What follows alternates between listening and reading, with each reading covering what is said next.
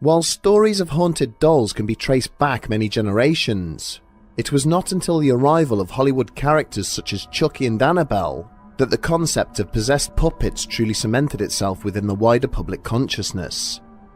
In this episode, we examine 3 allegedly true stories of toys which seem to have a life of their own, and try to determine exactly what was behind the devil in the doll. Thanks to Surfshark for sponsoring this episode. Surfshark is offering an amazing deal for our subscribers only. By going to surfshark.deals/bedtime stories, you can save up to 83% on a 2-year subscription. That's full protection for just over $2 a month. Plus, on top of that, you get 3 months extra free. If you still haven't got yourself a VPN, then now's the time to do it. It's scary just how overbearing online censorship is becoming, not to mention the lack of privacy we now have. Well, with a rich set of privacy and security features that go way beyond the basics, and some of the fastest VPN speeds available, Surfshark offers by far the best value for money on the market.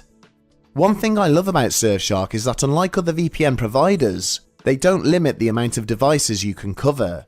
With just one account, you can protect all of your connected devices.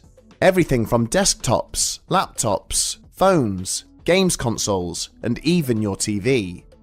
Head over to surfshark.deals/bedtime stories and get yourself protected online for the best price available.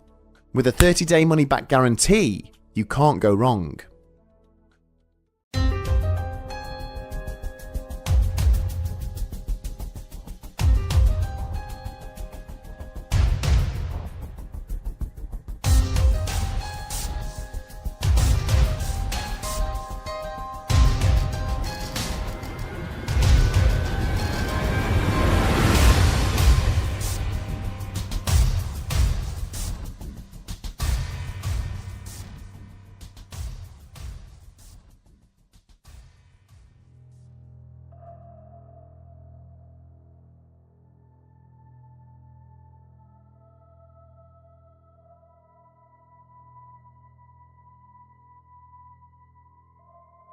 Robert Eugene Otto was born on the 25th of October 1900 into one of the wealthiest families in the Floridian city of Key West.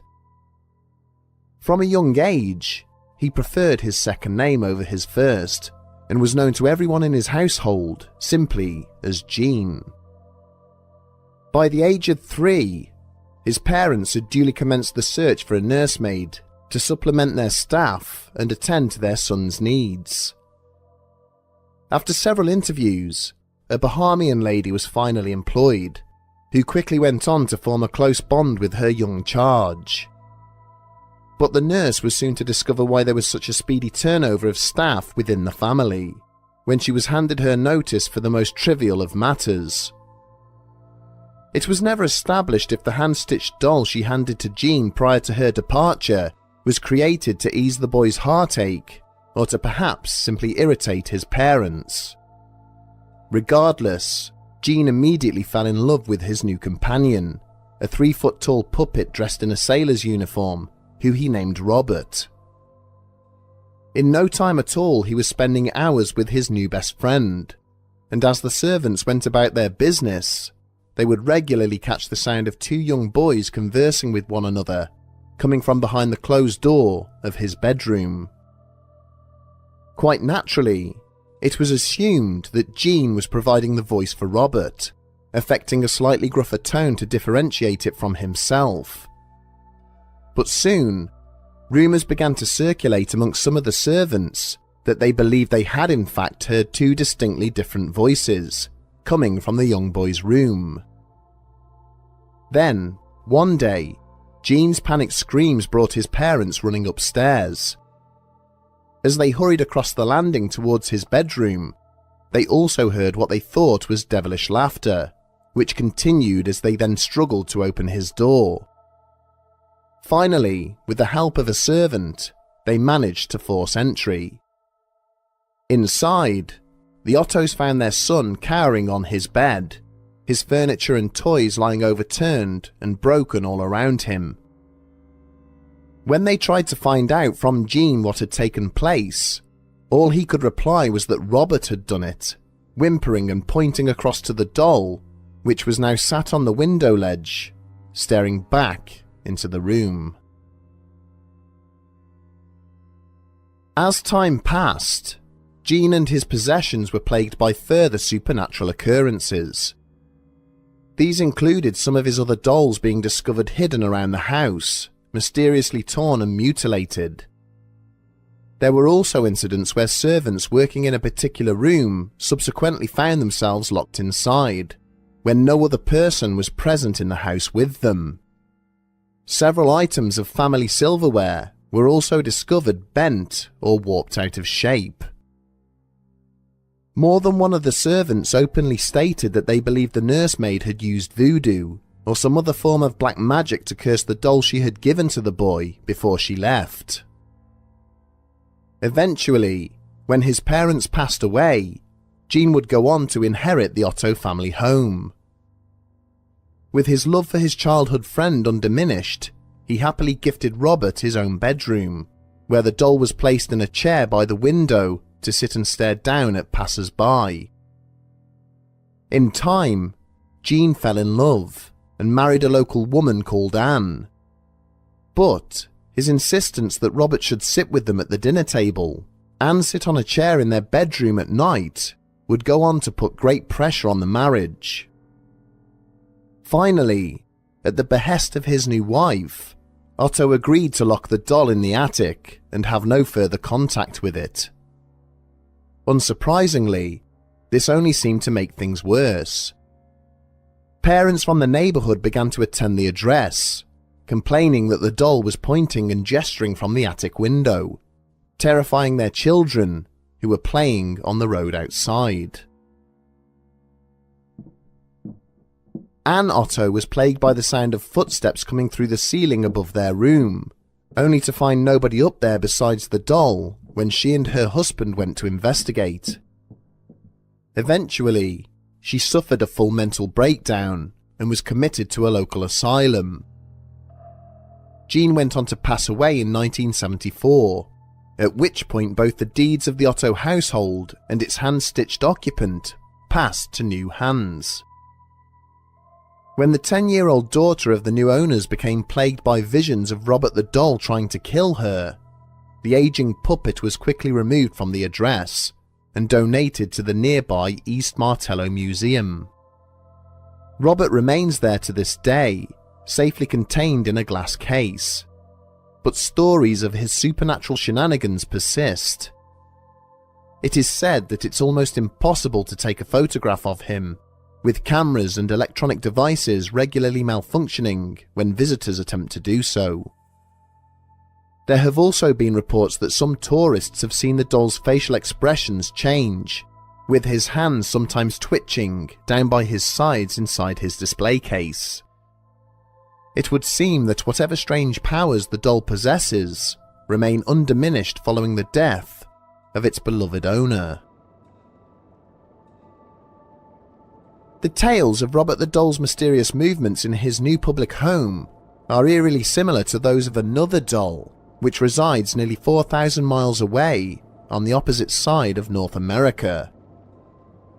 Resting in a near-identical container in the depths of the Quesnel City Museum is the enamelware doll of a small girl named Mandy, sitting with a baby lamb upon her lap.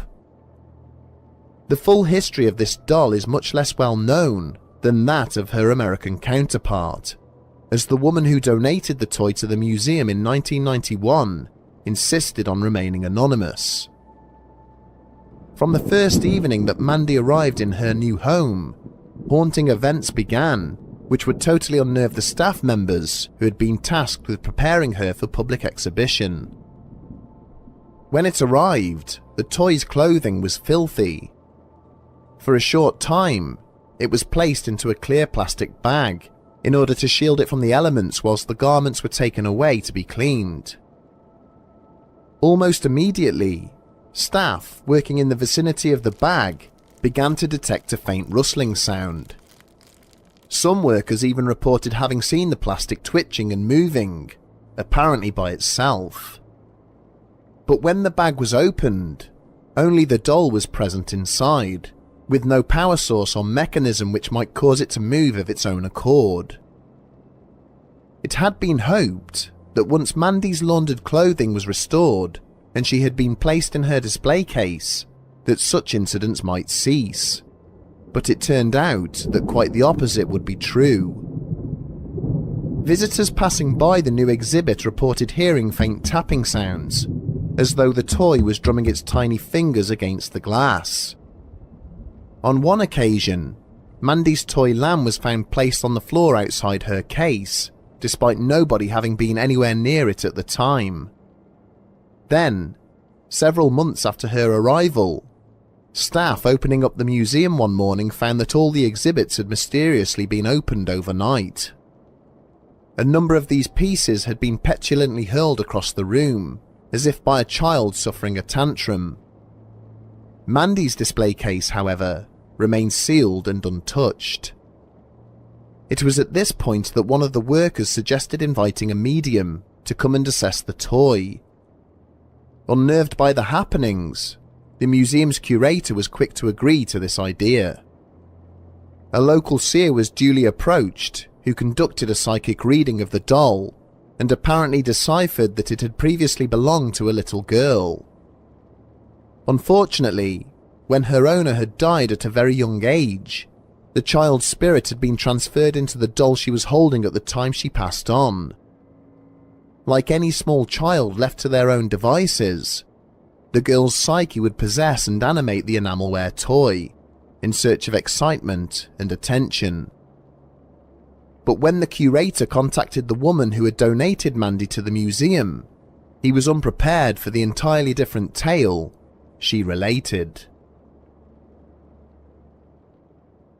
The donor explained that she lived alone, and one night had been pottering around her house when she had heard the sound of a baby crying downstairs.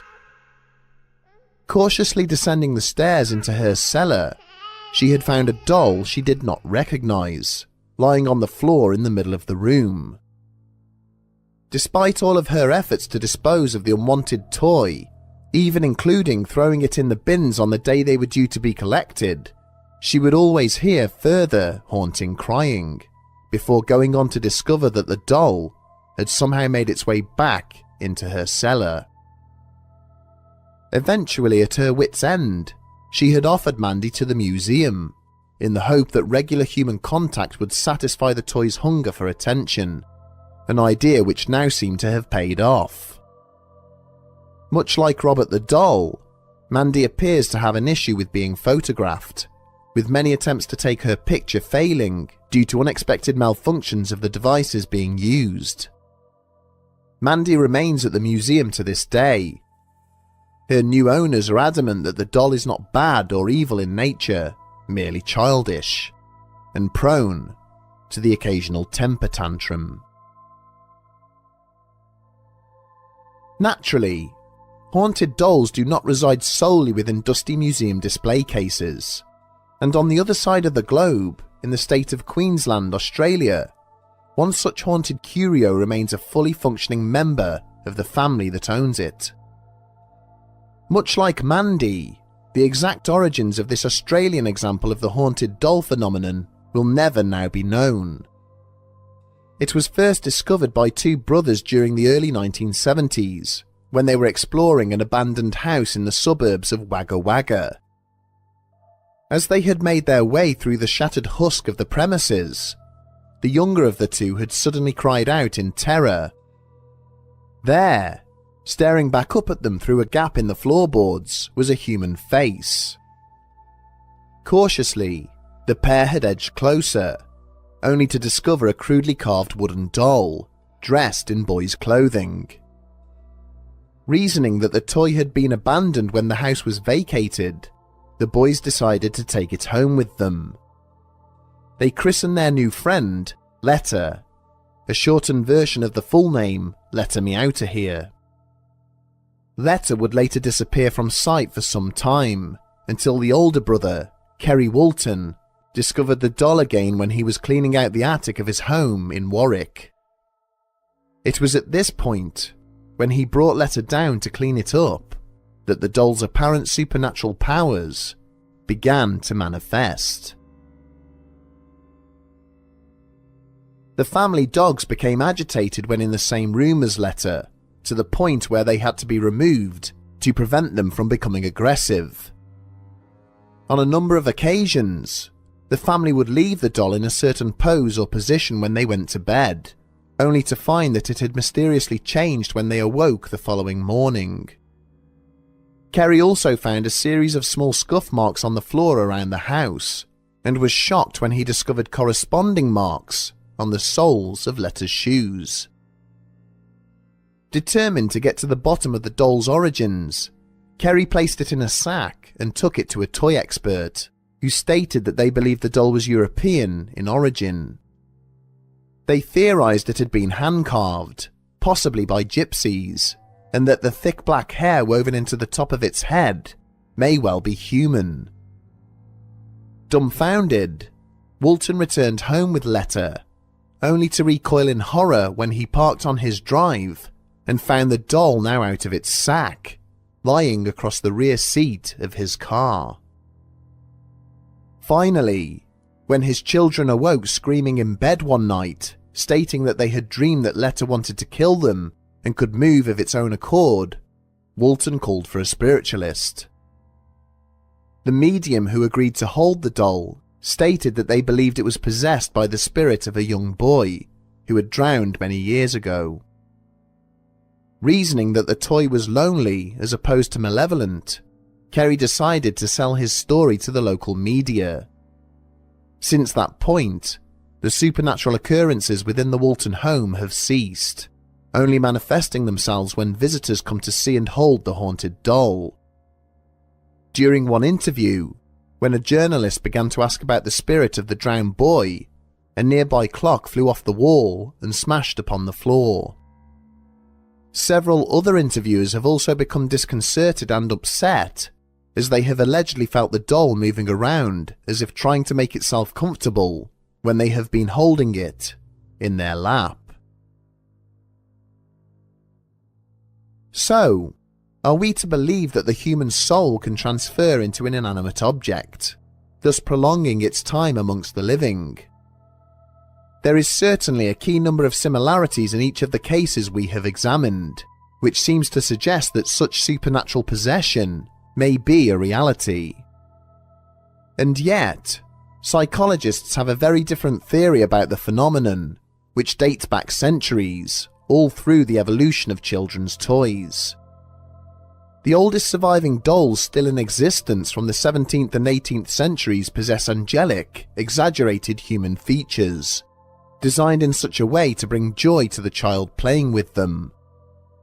But over the years, more and more effort has been put into making the dolls look realistic, producing an end result that is very similar to a real child, but still not quite perfect.